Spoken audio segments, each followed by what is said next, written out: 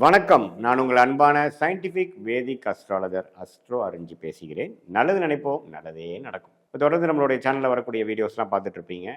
அறிவியல் சார்ந்த ஜோதிட கருத்துக்கள் எதையுமே நம்ம மிகைப்படுத்தாமல், பரிகாரங்கள் அது மாதிரி விஷயத்துக்குள்ள போகாமல், உள்ளது உள்ளவாறு அறிவியல் எப்படி ஜோதிட சாஸ்திரத்தில் வேலை செய்யுது, நம்மளுடைய போன ஜென்மத்தில் செய்த பாவ புண்ணியங்கள் எப்படி இந்த ஜென்மத்தில் வாழ்க்கை சம்பவங்களாக உருவெடுக்கிறது, அது சாதகமான சம்பவங்களாக சாதகமற்ற சம்பவங்களாக உருவெடுப்பதற்கு உங்களுடைய ஜாதகம் எப்படி துணை புரிகிறது, கர்ப்பபலன் எப்படி வேலை செய்யுது, இது எல்லாமே நீங்கள் ஒன் பை ஒன் பார்க்க போகிறீங்க. ஸோ அந்த அடிப்படையில் இப்போ மீனராசிக்கு நம்ம என்ன பார்க்க போகிறோம்னா 2025 ஜூலை மாதம் எத்தகைய ஒரு மாதமாக இருக்க போகிறது, கோச்சார அமைப்பில் ஆண்டு கிரகங்கள் எப்படி இருக்க போகுது, மாத கிரகங்கள் கோச்சாரத்தில் எப்படி இருக்க போகுது, ரெண்டோட அமைப்புகள் எப்படி வித்தியாசமாக இருக்க போகுது, இது மூலமாக என்ன தாக்கத்தை கொடுக்க போகுது. ஆல்ரெடி மீனராசிக்காரங்களை ஜென்மசனியில் பாதிக்கப்பட்டிருக்கிறாங்க. அவங்களுக்கு இந்த மாதமாகிய ஜூலை 2025 எப்படி இருக்க போகுதுன்னு நம்ம துல்லியமாக பார்க்க போகிறோம். அதுக்கு முன்னாடி நம்மளோட சேனல் ஃபஸ்ட் டைம் வருவாங்க, மறக்காமல் சப்ஸ்கிரைப் பண்ணுங்கள், ஃப்ரெண்ட்ஸ் அண்ட் ரிலேட்டிவ்ஸ்க்கு ஷேர் பண்ணுங்கள். இப்போ பார்த்தீங்கன்னா மீன ராசிக்காரர்களுக்கு சனி ராசியிலே இருக்கிறதுனால ஜென்ம சனியை கொடுத்து வாழ்க்கை கொஞ்சம் ஸ்ட்ரெஸ்ஸாகவும், கொஞ்சம் ஹார்ட் ஒர்க் அதிகமாக பண்ணக்கூடிய மெனக்கெடுதல், ஒரு இணை பிரியாத ஒரு பயம், முதல்ல இருந்த மாதிரி நார்மல் செல்ஃபாக இல்லாமல் கொஞ்சம் இக்கட்டான ஒரு சூழ்நிலைகள், அதிகமான வேலை செய்வது, மாணவர்களாக இருந்தாலும் சரி, இளம் வயதினராக இருந்தாலும் சரி, முதியோர்களாக இருந்தாலும் சரி, நடுத்தர வயதினாக இருந்தாலும் அவங்கவுங்களுடைய வாழ்க்கையோட ஸ்டேஜுக்கு சம்மந்தப்பட்ட சில முடிவுகள் எல்லாம் கொஞ்சம் இக்கட்டான முடிவுகள். அவங்க ஒரு பக்கம் யோசிச்சாங்கன்னா, ஒரு பக்கம் வண்டி ஓட்டினாங்கன்னா, இன்னொரு பக்கம் வண்டி திரும்புதுங்கிற மாதிரி சில வாழ்க்கையில் சில இடக்க முடக்கான சில விஷயங்கள், போட்ட பிளான் மிஸ் ஆகுறது, ஒரு இணை போன பாஸ்ட் லைஃப்பில் நம்ம செய்ததெல்லாம் சில பிரச்சனை வருமா அப்படின்னு ஒரு பயம், போன வருடங்களில் செய்த தவறுகளுக்கு இப்போ நம்ம தண்டனை அனுபவிக்கிறது, அதனால் கஷ்டப்படுறது, அது மாதிரி மனம் இறுக்கத்தை கொடுக்கக்கூடிய ஒரு அமைப்பு போயிட்டு இருக்குதுங்கிறது நமக்கு தெரியும்.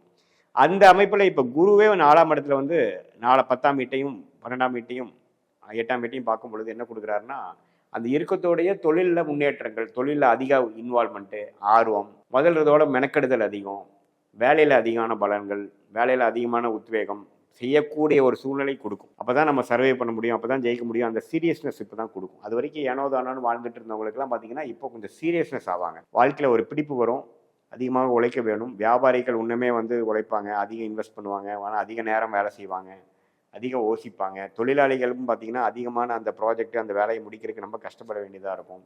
மார்க்கெட்டிங் எக்ஸிக்யூட்டிவ்ஸ் ரொம்ப அலைச்சல் அதிகமாக இருக்கும்.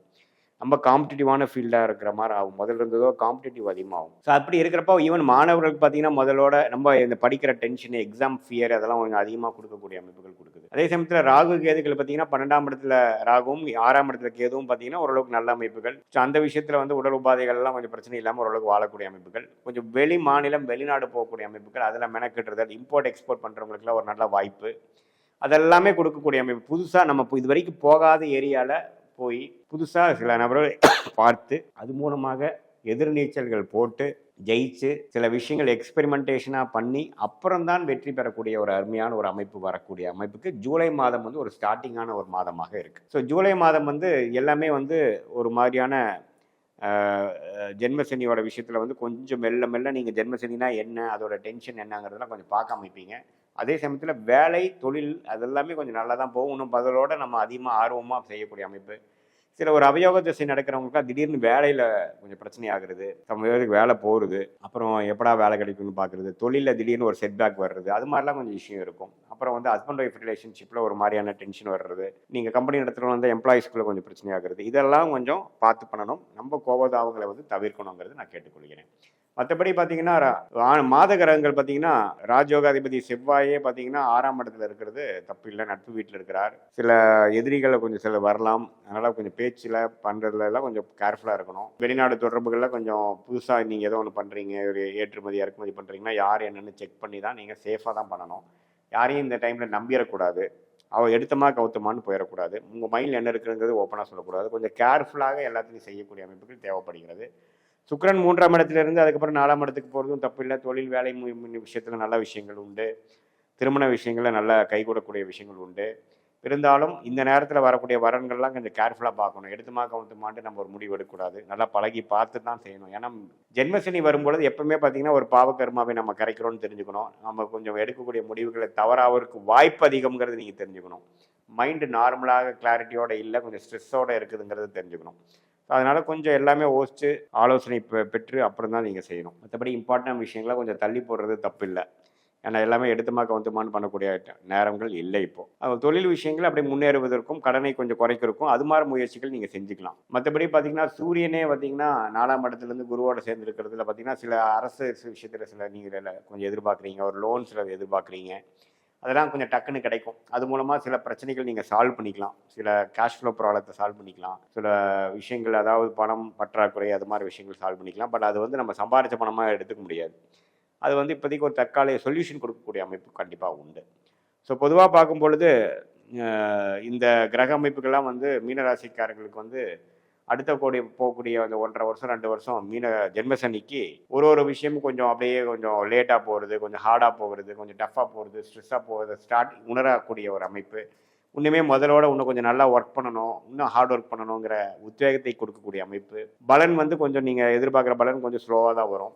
இருந்தாலும் நீங்கள் டென்ஷன் ஆகாமல், ஃப்ரஸ்ட்ரேட் ஆகாமல் உறவுகளை பாதுகாத்து கொண்டு உங்களுடைய மனநிலையை வந்து நம்ம நெகட்டிவாக கொண்டு போகாமல் பாசிட்டிவாக வச்சுக்கணும். அதே சமயத்தில் உடல் நல கோளாறுகளும் அப்பப்போ தர தூக்குற அமைப்புகள் உண்டு. அதையும் கொஞ்சம் கேர்ஃபுல்லாக நம்ம பார்த்து அந்த லைஃப் ஸ்டைல் சேஞ்சஸ்லாம் நீங்கள் கொண்டு வந்து அது மாதிரிலாம் பண்ணிட்டீங்கன்னா இந்த ஜென்மசனி தாக்குதலேருந்து இந்த இந்த ஆரம்பக்கட்ட ஒரு ஜென்மசனி காலத்துலேருந்து நீங்கள் ஸ்லோவாக அப்படியே மைண்டை வந்து தன்மைப்படுத்தி பெரிய பாதிப்பு இல்லாமல் நீங்கள் வந்து வந்துடலாங்கிறது என்னோட ஆலோசனை. அதே சமயத்தில் இது வந்து ஒரு பொதுவான பலனை தவிர உங்களுடைய ஜென்ம ஜாதகத்தில் என்ன தசாபுத்திகள் போய் கொண்டு இருக்கிறது, நீங்கள் என்ன லக்னத்தில் பிறந்தீங்க, நல்ல யோகமான தசாபுத்திகள் போகும்பொழுது நான் சொன்ன இந்த சாதகமற்ற பலன்கள் குறைவாகவும், நான் ஒரு மாதிரியான ஒரு சுமாரான தசைகள் போகும்பொழுது நான் சொன்ன இந்த சாதகமற்ற பலன்கள் கொஞ்சம் அதிகமாகவும் இருக்கிற மாதிரி நீங்கள் நினச்சிக்கணும். உங்களுடைய தசநாதன் எப்படி, தசா புக்திகள் எப்படி, புக்திநாதன் எப்படி, இந்த கோச்சாரத்தில் எப்படி போகிறார், இதெல்லாம் நம்ம ஒருங்கிணைத்து பார்க்கும் பொழுது வாழ்க்கை வாழ்க்கைக்கு வந்து எப்படி ஒரு ட்ரெயின் ஒரு ரயில் வந்து 2 தண்டவாளம் தேவையோ அதே மாதிரி கோச்சாரமும் இந்த உங்கள் ஜென்ம ஜாதக தசாபுக்தியிலும் ஒருங்கிணைத்து பார்க்கும்பொழுது உங்கள் வாழ்க்கைங்கிற ட்ரெயின் எப்படி போக போகுது, அடுத்த வரக்கூடிய ஷார்ட் டேர்ம் ஃபியூச்சர் லாங் டேர்ம்லாம் எப்படி இருக்க போகுது, எந்த மாதிரி முடிவுகள் எப்போ எடுக்கலாம், எந்த நேரத்தில் எது நடக்கும், எந்த மாதிரி டைரக்ஷனில் வாழ்க்கை சேஞ்ச் ஆக போகுது, எந்த நேரத்தில் நம்ம அடக்கி வாசிக்கணும், எந்த நேரத்தில் கொஞ்சம் வேகமாக போக ட்ரை பண்ணுங்கிறதெல்லாம் துல்லியமாக சயின்டிஃபிக் வேதிக் அஸ்ட்ராலஜி முறையில் நீங்கள் பார்த்து வாழ்க்கையில் நீங்கள் வெற்றி அட முடியும் அப்படிங்கிறத நான் வந்து சொல்லிக்க விரும்புகிறேன். இது ஒரு பொதுவான கருத்து தான், நீங்கள் தெரிஞ்சுக்கணும். மீண்டும் மற்றொரு காணொலியில் சந்திப்போம். நன்றி, வணக்கம்.